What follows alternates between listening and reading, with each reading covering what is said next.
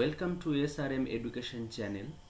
SRM education চ্যানেলের পক্ষ থেকে সমস্ত শিক্ষার্থীবৃন্দকে স্বাগত।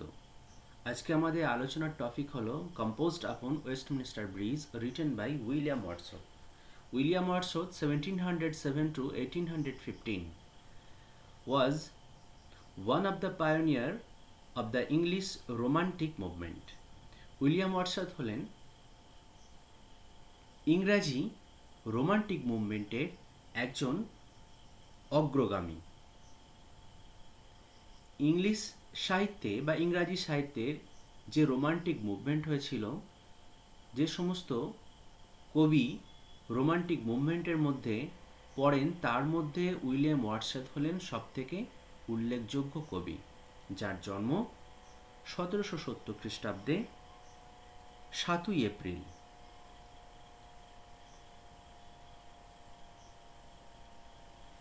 এবং মৃত্যু 1850 খ্রিস্টাব্দে। উইলিয়াম ওয়াটসন জন্মগ্রহণ করেছিলেন কাম্বারল্যান্ডের কোকারমাউথে। উইলিয়াম ওয়াটসন একজন বিখ্যাত রোমান্টিক কবি। যখন তিনি দেখলেন যে 1793 সালে ইংল্যান্ড ফ্রান্সের বিরুদ্ধে যুদ্ধ ঘোষণা করল, এবং তিনি খুবই মর্মাহত হলেন। 1797 সালে ওয়াটসওয়ার্থ তার বন্ধু কোলরিজের কাছাকাছি থাকার জন্য এলফাক্সটন এ বসবাস শুরু করেন। ওয়াটসওয়ার্থ ও কোলরিজ একসঙ্গে 1798 সালে লিরিকেট ব্যালাড প্রকাশ করেন। এই কবিতা সংগ্রহটি ইতিহাস রচনা করে।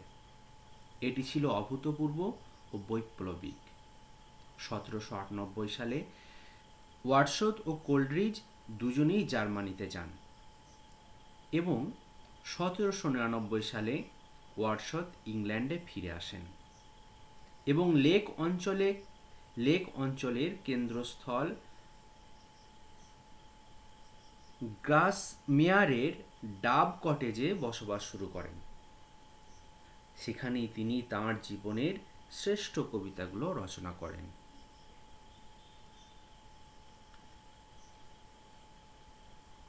দেখো, এখানে আরও রয়েছে some of his noted work include lines composed a few miles above Tintern Abbey,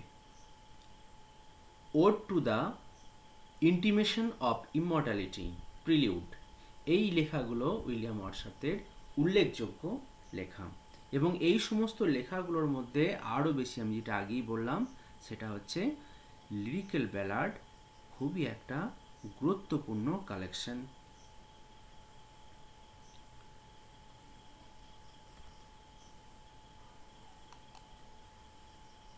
আর এই লিরিক্যাল ব্যালাড প্রকাশের মধ্য দিয়েই ইংরাজি সাহিত্যে রোমান্টিক যুগের সূচনা ঘটে। এটাই সবথেকে উল্লেখযোগ্য ঘটনা। এবার চলে আসি আমরা সনেটটিতে।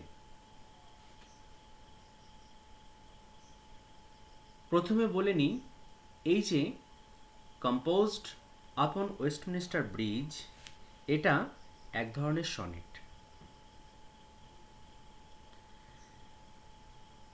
সনেট এটা কি সনেট না, এটা পেট্রার্কেন সনেট। সনেট কি? A traditional sonnet is made up of 14 lines with pure iambic pentameter. সাধারণত সনেট কি হয়, আয়াম্বিক পেন্টামিটারে লেখা হয় এবং এটার 14টা লাইন থাকে। ওয়ার্ডসওয়ার্থ সনেট, কিন্তু ওয়ার্ডসওয়ার্থ যে ধরনের সনেট লেখেন, দ্য আয়াম্বিক বিট ডাজ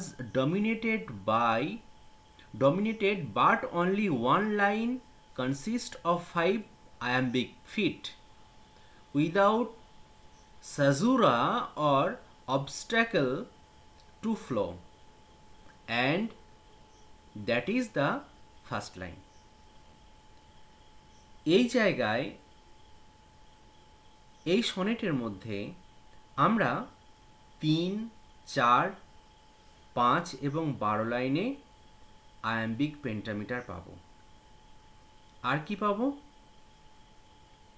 এখানে যে সাজুরা interrupt the steady beat, reflecting the uncertainty and oddity of the scene. Wordsworth must have purposely constructed it this way to highlight the unusual nature of his subject. আমরা এখানে যে iambic পেন্টামিটারের যে ফলোগুলো থাকে, সাজুরা মানে হচ্ছে জ্যোতি। সাজুরা বলতে a break between words within a metrically foot. মিটারের যে ফুট থাকে সেখানে একটা ব্রেক থাকে, এটাকে সাজুরা বলে। আর ওয়ার্ডসওয়ার্থ মানে দ্য লাস্ট লাইন, এই কবিতাটার বা এই সনেটটার লাস্ট লাইনে আমরা একটা বিট পাবো। সেই বিটটা কি? বিটটা হচ্ছে এরকম সাউন্ড, ডাডাম, DADUM, ডাডাম, এরকম একটা বিট সাউন্ড পাবো। The mighty heart beating, the city asleep. আর এই যে কবিতাটা অর্থাৎ সনেটটা, এই সনেটটা যে 14টা লাইন, সেই 14টা লাইনের মধ্যে কি থাকবে? 14টা লাইনকে ভাঙা থাকবে। একটা কি 14 lines split into an octave, একটা অক্টেভে ভাঙা হবে, অ্যান্ড এ সেস্টেড, আর একটা সেস্টেড। তাহলে ফার্স্ট স্টাঞ্জাটা হবে 8 লাইনের একটা স্টাঞ্জা, আর দ্বিতীয় স্টাঞ্জাটা যেটা হবে সেটা হচ্ছে 6 লাইনের একটা স্টাঞ্জা। আর এর রাইম স্কিম হচ্ছে, একটু ভালো করে লিখে নাও, তোমরা নোট করে নাও। রাইম স্কিম হচ্ছে ABBA, ABBA, CD, CD, CD। আমি আর একবার রিপিট করছি, ABBA, ABBA, CD, CD, CD। এটা হচ্ছে এর রাইম স্কিম। রাইম স্কিম অনেক সময় পরীক্ষায় পড়ে। এবার আমরা কবিতাটার বিষয়বস্তুতে চলে আসব। দেখো, the poet is touched by the untainted beauty of the morning over the city of London. কবি প্রভাবিত হয়েছেন একদম বিশুদ্ধ সৌন্দর্য, আনটেইনড, বিশুদ্ধ, সকালের সৌন্দর্য বা সকালের লন্ডনের সৌন্দর্য দেখে তিনি মুগ্ধ হয়েছেন। ইন হিজ পোয়েম, তাঁর কবিতায়, Wordsworth describe the pure and peaceful beauty of his city before the bustle and hurry of the day have started. দিনের সূচনার আগে যে ভিড় এবং বাসেল, হইচই, এবং যে দ্রুততা, হাড়ি, ছুটাছুটি, এই সমস্তগুলোর একটা দিন শুরু হওয়ার আগের সুন্দর এবং শান্তিময় একটা শহরকে তিনি এখানে বর্ণনা করেছেন। The poet is moved by the somnolent beauty of the morning that wrapped up the city in tranquility. The poet is moved by the somnolent beauty. Somnolent মানে নিদ্রালু, মানে কবি নিদ্রালু সৌন্দর্যে, সকালের নিদ্রালু সৌন্দর্যে একটা সুন্দরভাবে যেটাকে ট্র্যাঙ্কুইলিটি, নিস্তব্ধতা, শান্ততা, সেই সকালটাকে ঘিরে রেখেছে, এইটা দিকে তিনি কি হয়েছেন? মুভড হয়েছেন, প্রভাবিত হয়েছেন। তাহলে এখানে কবি কি দেখে প্রভাবিত হয়েছেন? সকালের সৌন্দর্য, লন্ডন শহরের সকালের সৌন্দর্য। সেদিন কোনো একটা দিন, যে দিনটা এখনো পুরোপুরি শুরু হয়নি, দিনের বা শহরের ব্যস্ততা এখনো শুরু হয়নি, সেই ব্যস্ততা শুরু হওয়ার আগে সকালের লন্ডন সিটির সৌন্দর্য দেখে কবি মুগ্ধ হয়েছেন। তারপরেই তিনি কি করছেন? এই কবিতা লিখছেন। আমি আরেকটু বলে নিই কবিতাটা লেখার প্রেক্ষাপটটা কি ছিল।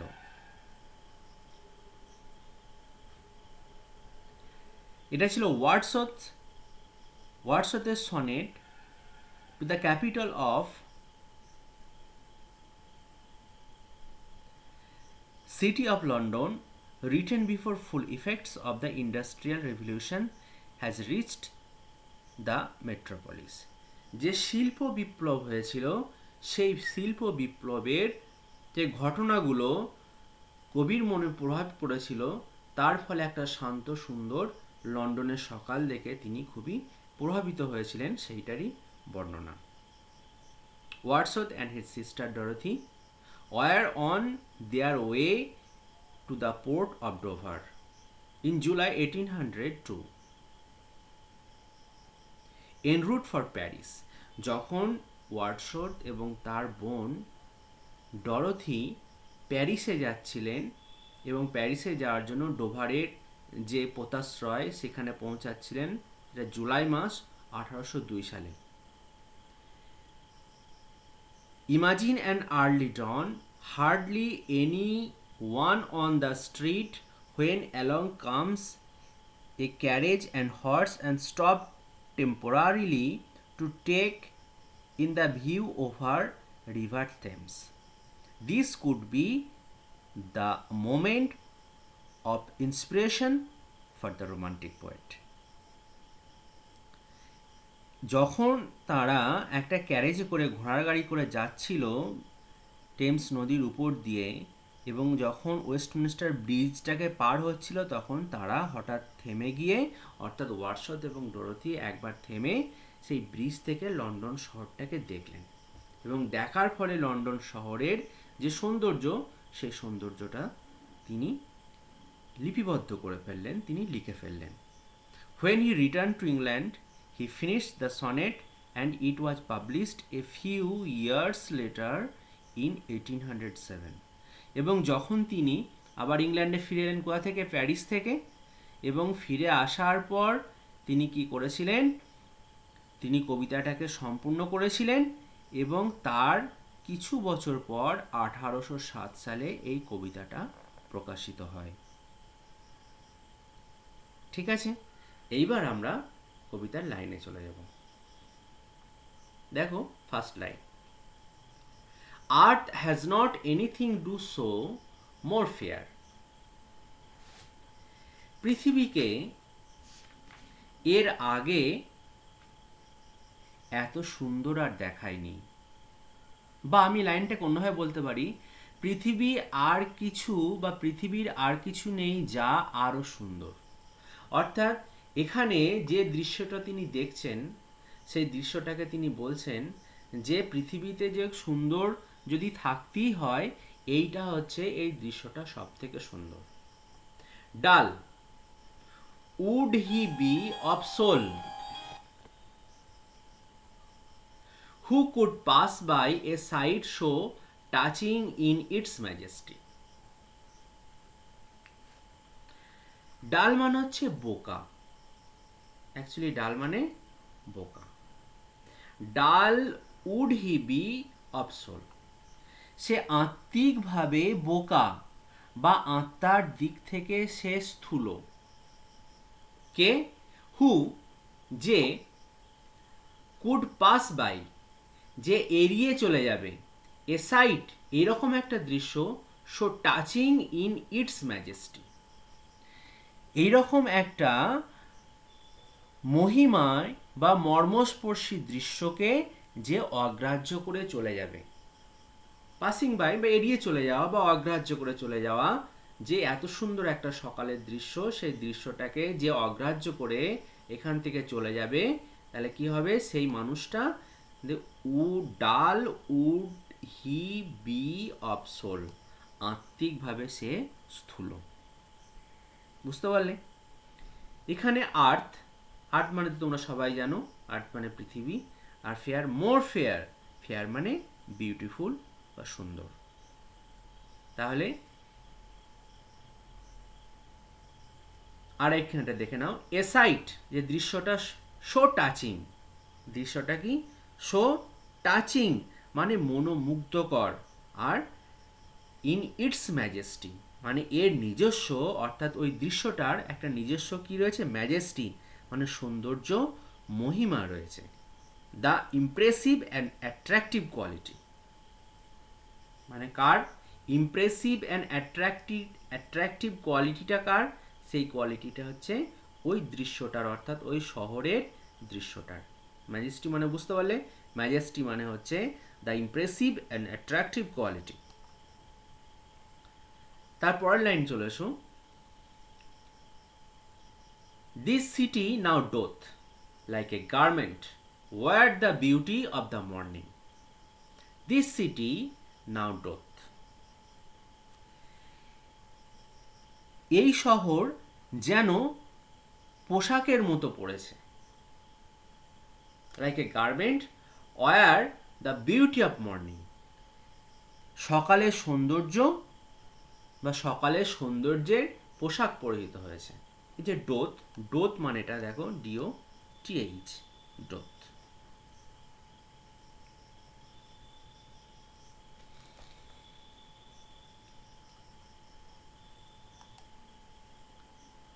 ডোথ মানে হলো মানে অতীতে the third person singular of the present tense of do. বুঝতে পারলে, মানে প্রেজেন্ট টেন্সে যে ডুটা সেটা থার্ড পারসন সিঙ্গুলার কি হয়, ডাজ হয়, সেটাই হচ্ছে ডোথ। বোঝা গেল ডোথ মানে এটা কি, অর্থাৎ ডাজ। আগেকার দিনে আগেকার ইংলিশে ডোথটাকে ডাজ হিসাবে ব্যবহার করা হতো, ডাজটাকে ডোথ হিসাবে ব্যবহার করা হতো। তাহলে দেখো সিটিটা কি করেছে, লাইক এ গার্মেন্ট, ঠিক যেন পোশাক পরিহিত অবস্থায় রয়েছে। ওয়ার সে পরিহিত করেছে the beauty of the morning, beauty of the morning মানে সকালের সৌন্দর্য, বিউটি অফ দ্য মর্নিং মানে পোশাক যেমন শরীরকে ঢেকে রাখে, তেমনি সকালের সৌন্দর্য নগরীকে বা এই নগরটাকে, শহরটাকে আচ্ছাদিত করেছে। সকালের সূর্যালোকে স্নাত শহরটাকে দারুণ সুন্দর দেখাচ্ছে।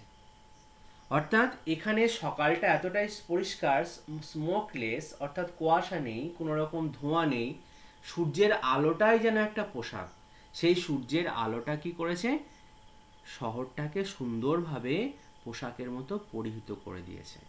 আর কি রকম শহরটা, শহরের বর্ণনাটা কি রকম, সাইলেন্ট।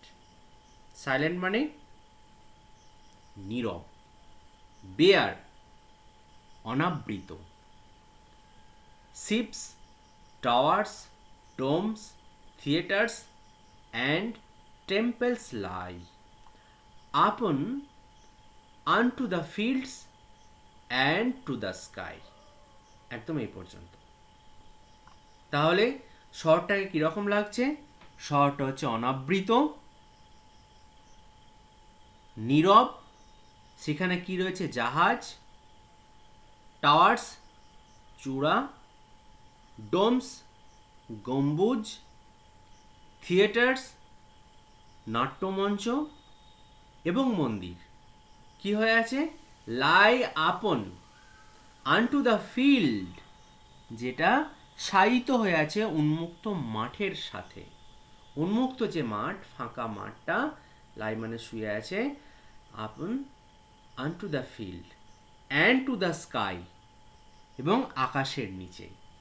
তাহলে বিস্তীর্ণ এলাকা জুড়ে মাঠে এবং আকাশের নিচে একটা সুন্দর শহর, যে শহরটাকে সকালের রৌদ্রেতে দ্বারা পোশাক পরিহিত অবস্থায় রয়েছে, এবং সেখানটা কীরকম, সেটা সাইলেন্ট, বেয়ার, সেটা নীরব এবং অনাবৃত। বেয়ার কেন বলা হচ্ছে, বেয়ার এই জন্যই যে সেখানে কোনো রকম ধোঁয়া নেই, ফাঁকা, সকালের সৌন্দর্য উন্মুক্ত। তার কারণ লন্ডনের আকাশে উন্মুক্ত, কোনো কিছুই সেখানে নেই যা কবির কোনো জিনিস দেখাকে ব্যাহত করে। কবি কোনো জিনিস দেখবে যে সামনে একটা গার্ড পড়ে গেল, আমি পিছনে জিনিসটাকে দেখতে পাচ্ছি না, এরকম কিছু নয়, সমস্ত জায়গাটা উন্মুক্ত। বুঝতে পারলে, তাহলে এই পর্যন্ত পড়া হলো। এরপরে দেখো, all bright and glittering in the smokeless air. সবকিছুই ধোঁয়াহীন বাতাসে উজ্জ্বল এবং দ্যুতিময় দেখাচ্ছে। অল ব্রাইট, ব্রাইট মানে উজ্জ্বল, অল ব্রাইট মানে হচ্ছে উজ্জ্বল, আর কি অ্যান্ড গ্লিটারিং, এবং সেইগুলো কি করছে, গ্লিটারিং মানে দ্যুতিময়, স্পার্কেলিং চকচক করছে, সবই খুব সুন্দরভাবে দেখাচ্ছে। কি কি জিনিসগুলো সুন্দরভাবে দেখাচ্ছে, ওই যে জাহাজ, তারপর মানে টাওয়ার, গম্বুজ, রঙ্কমঞ্চন, মন্দির, সব কিছুই যেন চকচক করছে। পরিষ্কার সুন্দর ঝকঝকে সকাল, সেই সকালে সব কিছু যেন চকচক করছে, সব উজ্জ্বল। In the smokeless air, smokeless মানে হচ্ছে ধোঁয়াহীন, যেহেতু সকাল, পরিবেশ ধোঁয়াবিহীন, সেই জন্যই সব কিছু কি করছে, একবারে চকচক করছে। Never did sun more beautifully steep, never did sun more beautifully steep in his first splendour, valley, rock or hill. সূর্য কখনো এত সুন্দরভাবে প্লাবিত করেনি কোন জায়গাগুলোকে, ভ্যালি মানে উপত্যকা, হিল মানে পাহাড় বা শিলা, হিল মানে পাহাড়, আর রক মানে হচ্ছে শিলা, পাহাড় অথবা শিলা তার প্রথম দুটিতে। অর্থাৎ প্রথমেই যে সূর্যের কিরণ দেয় সকালে, একবারই সকালে সূর্য যখন ওঠে, সেই সুন্দর আলোটা যখন ছড়িয়ে পড়লো, মানে এর আগে পৃথিবীতে হয়তো এত সুন্দর কিছু দেখা দেয়নি, বা এই যে প্রাকৃতিক পরিবেশটা এত সুন্দর, এরকম কিছু স্টিপ, স্টিপ মানে হচ্ছে প্লাবিত করা, বাত, স্নান করিয়ে দেওয়া, ভিজিয়ে দেওয়া, মানে এত সুন্দর করে এর আগে কিছু ভিজিয়ে দেয়নি। এই যে স্টিপ, স্টিপ মানে প্লাবিত করা বা ভিজিয়ে দেওয়া, বাত বা স্নান করিয়ে দেওয়া। সূর্যের এই এই এই লাইনে মানে একটু ভালো করে দেখে নাও, আমি একটু বলে দিই আরেকবার, এই পর্যন্ত এই দুটো লাইন, যে নেভার থেকে এই পর্যন্ত এই দুটো লাইন একটু দেখে নাও। এর বাংলা মানেটা আমি আরেকটু ভালো করে অ্যানোটেশন করে দিচ্ছি, দেখো। মানে সকালের সূর্য আলোর বন্যায় প্লাবিত করেছে একদম সব কিছু, প্রকৃতির সব কিছুকে ঝলমল ও দ্যুতিময় করে তোলে ভোরের সূর্যলোক।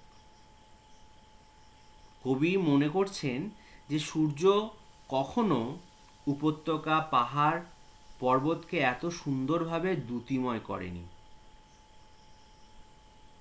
লন্ডন শহরের সৌন্দর্য যেন প্রকৃতির সৌন্দর্যকেও ছাপিয়ে যাচ্ছে, প্রকৃতির যে সৌন্দর্য, সেই সৌন্দর্যটা যেন, সেই সৌন্দর্যটাকে যেন লন্ডন শহরটা আরো ছাপিয়ে যাচ্ছে। হিজ ফার্স্ট, এখানে দেখো স্প্লেন্ডার, স্প্লেন্ডার মানে হচ্ছে দ্যুতিময়তা, গ্র্যান্ডার, রেডিয়েন্স, রেডিয়েন্স মানে রেডিয়াম বিচ্ছুরণ আর কি। নেক্সট লাইন দেখো, never saw I, never felt a calm so deep, never saw I,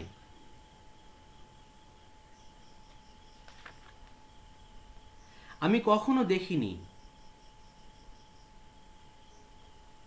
never felt কখনো অনুভব করিনি, এ কাম সো ডিপ এত গভীর প্রশান্তি, কাম মানে শান্তি, শান্ততা, আর সো ডিপ, ডিপ মানে হচ্ছে গভীর। কবি বলতেছেন এত সুন্দর স্নিগ্ধতা, শান্ততা এর আগে আমি কখনো দেখিও নি, আর কখনো অনুভবও করিনি। The river glideth at his own sweet wills, river, river বলতে টেমস নদীকে বলা হচ্ছে। আমি আগেই বললাম, ডরোথি অর্থাৎ ওয়ার্ডসওয়ার্থের বোন এবং ওয়ার্ডসওয়ার্থ যখন প্যারিস যাচ্ছিলেন, তিনি ঘোড়ায় গাড়ি করে যখন ওই ওয়েস্টমিনিস্টার ব্রিজটাকে পার করছেন, অর্থাৎ টেমস নদীর উপরে ওয়েস্টমিনিস্টার ব্রিজটা রয়েছে, নদীটা যখন পার করে যাচ্ছেন আর কি, তখন একবার ব্রিজে দাঁড়িয়ে শহরের সৌন্দর্যটা দেখছিলেন।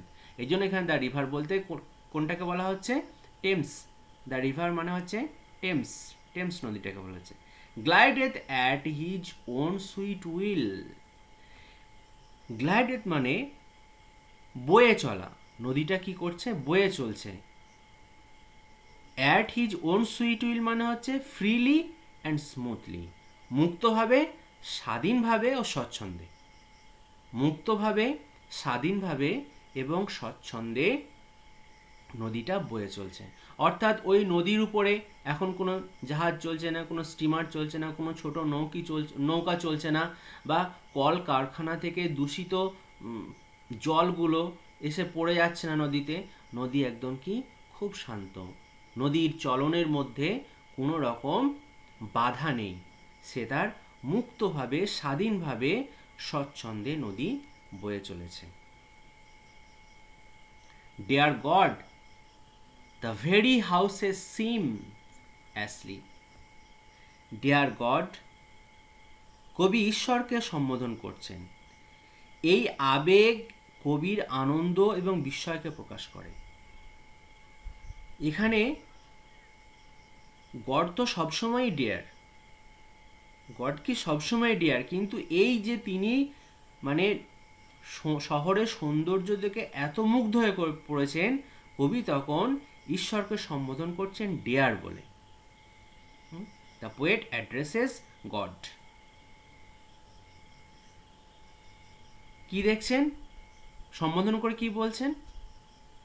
The very houses seems asleep, very houses seems asleep, বাড়িগুলো যেন মনে হচ্ছে ঘুমিয়ে আছে। সিমস অ্যাসলিপ, স্লিপ মানে যেন ঘুমিয়ে থাকা, বাড়িগুলো মনে হচ্ছে যেন ঘুমিয়ে রয়েছে। আর কি? And all that mighty hearts be lying still, এবং শক্তিশালী হৃৎপিণ্ড, হার্ট হৃৎপিণ্ড যেন সেও বিশ্রামরত। হৃৎপিণ্ড বলতে কি, হৃৎপিণ্ড যদি বিশ্রাম নিয়ে নেয় তাহলে কি হবে? মনে করি হিউম্যান বডি, সেই বডিতে বলছে যাক অনেক দিন চলেছে, একটু বিশ্রাম নিক, তাহলে সে আর থাকবে? কিন্তু এখানে প্যারাডক্স ব্যবহার করা হচ্ছে, বুঝতে পারলে? প্যারাডক্স ব্যবহার করা হচ্ছে। তো এই জায়গাটায় কি বলছেন, এখানে হৃৎপিণ্ড বলতে লন্ডন শহরকে বলছে। লন্ডন শহর যেহেতু ওখানকার ক্যাপিটাল, সেই জন্য এটাকে মানে হার্ট বলা হচ্ছে, এই শহরটাকে হার্ট বলা হচ্ছে। তাহলে শক্তিশালী হৃৎপিণ্ড বা লন্ডন যেন এখন বিশ্রামরত।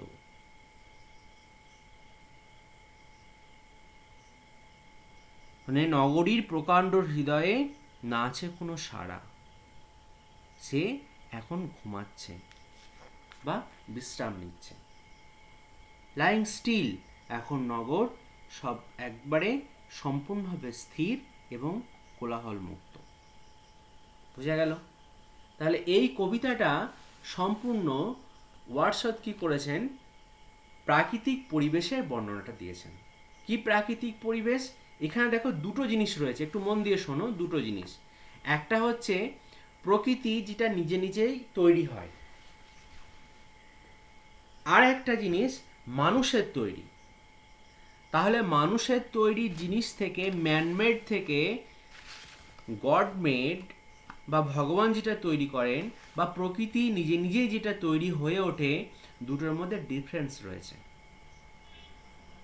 সবসময়ই কি দেখা যায় যে প্রকৃতি বেশি সুন্দর হয় মানুষের তৈরি জিনিসের থেকে, এবং আত্মিকভাবে মানুষকে বেশি আনন্দ দেয় প্রকৃতি।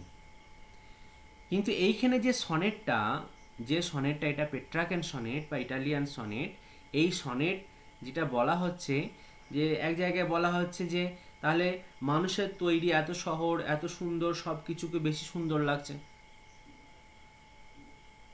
তাহলে বেশি সুন্দর লাগছে, এই জায়গাটা একটা contrast. The sonnet still causing debate between realistic and romantics. On the one hand, it's nothing more than 14 lines of sentimental invention with hyperbole. On the other, it's a fresh, respective, and enlightened vision that lifts the spirit. অনেকে বলেন, অনেক critic বা অনেক সমালোচক বলেছেন Watson একটু বেশি বাড়াবাড়ি করে ফেলেছে। এটা খুব একটা কবিতা, যে কবিতাটা কিছু সেন্টিমেন্টাল ওপরে ব্যাপার। আর এখানে আমি বলছিলাম একটা প্যারাডক্সও রয়েছে। প্যারাডক্সটা কিসের? ধারণার, একটা আইডিয়ার। সে আইডিয়াটা কি? That city can be part of nature. শহর হচ্ছে প্রকৃতির একটা অংশ। Or that an ugly man-made city can be perceive as being beautiful as a natural landscape. একটা ন্যাচারাল ল্যান্ডস্কেপ আর একটা ম্যানমেড, এই দুটোর মধ্যে কোনটাকে বেশি ভালো লাগবে? নিশ্চয়ই ন্যাচারালটাকেই বেশি ভালো লাগে। যাই হোক, এই জিনিসটা হচ্ছে একটু ওভার থিঙ্কিং তোমাদের ক্লাস 11-এর জন্য। আমি কবিতাটা যেটা আগেই বলেছি ওটাই যথেষ্ট, আর কবিতাটা যেভাবে সামারাইজ করলাম ওটাই যথেষ্ট। এইগুলো আমি জাস্ট বলে রাখলাম তোমাদের হায়ার স্টাডির জন্য। তোমরা এখানে রাইম স্কিম মনে রাখবে আর কবিতাটাকে ভালোভাবে মনে রাখবে। এটা একটা লন্ডন শহরের সুন্দর সুন্দর বর্ণনা। আমি যদিও আরেকবার সামারাইজ করে দিচ্ছি, যে প্রথম লাইনই দেখো, পৃথিবীতে মানে পৃথিবী আর কিছু নেই যা আরও সুন্দর, বা পৃথিবীতে এত সুন্দর আর কিছু দেখায়নি। ওই হৃদয়টা বা ওই মানুষটা আত্মিকভাবে সে স্থূল বা সে বোকা, যে এরকম একটা সুন্দর সুন্দর দৃশ্যকে কি করবে? অগ্রাহ্য করে চলে যাবে। সুন্দর দৃশ্যকে অগ্রাহ্য করে চলে যাবে। আর এই শহরটা কি রয়েছে যেন একটা পোশাক পরিহিত অবস্থায় রয়েছে, এবং এই পোশাকটা কিসের? It is nothing but the sunrise. এটা সূর্যের আলো ছাড়া কিচ্ছু নয় পোশাকটা, এবং সেটা খুবই সুন্দর। সেখানটা কি? সাইলেন্ট, এটা বেয়ার। সেখানে মানে সাইলেন্ট মানে হচ্ছে নীরব, আর বেয়ার মানে অনাবৃত বা ফাঁকা। সেখানে জাহাজ, তারপর টাওয়ার অর্থাৎ চূড়া, গম্বুজ, থিয়েটার, রঙ্গমঞ্চ সব কিছু, সেই মন্দির সব কিছু উন্মুক্ত মাঠে শায়িত আর আকাশের নিচেই। সব কিছু উন্মুক্তভাবে শায়িত আর কি আকাশের নিচেই। আর সেই জায়গাটা কি রয়েছে? একদম ধোঁয়াহীন বাতাস, উজ্জ্বল আর দ্যুতি, খুব পরিষ্কার পরিচ্ছন্ন। তারপরেই দেখো, হ্যাঁ, এর আগে সূর্য কখনো এত সুন্দরভাবে সব কিছুকে ভিজিয়ে দেয়নি। কোনগুলোকে? উপত্যকাকে, শিলাকে, পাহাড়কে, এইগুলোকে এর আগে এত সুন্দর উজ্জ্বলভাবে ভিজিয়ে দেয়নি। তারপর এত সুন্দর শান্ততা আর নিস্তব্ধতা কবি কখনো বুঝতে পারেনি। আর টেমস নদী খুব সুন্দরভাবে এর নিজের স্বচ্ছন্দে সে কি করছে? স্বাধীনভাবে, মুক্তভাবে সে বয়ে চলেছে। আর ভগবানকে উদ্দেশ্য করে বলছেন যে এত সুন্দর শান্ততা এর আগে দেখেনি। আর বাড়িগুলো যেন মনে হচ্ছে সব ঘুমাচ্ছে, আর লন্ডন শহরটা যেন এখন নিস্তব্ধ হয়ে আছে। আর একটু বলে রাখি এখান থেকে কি কি প্রশ্ন করবে।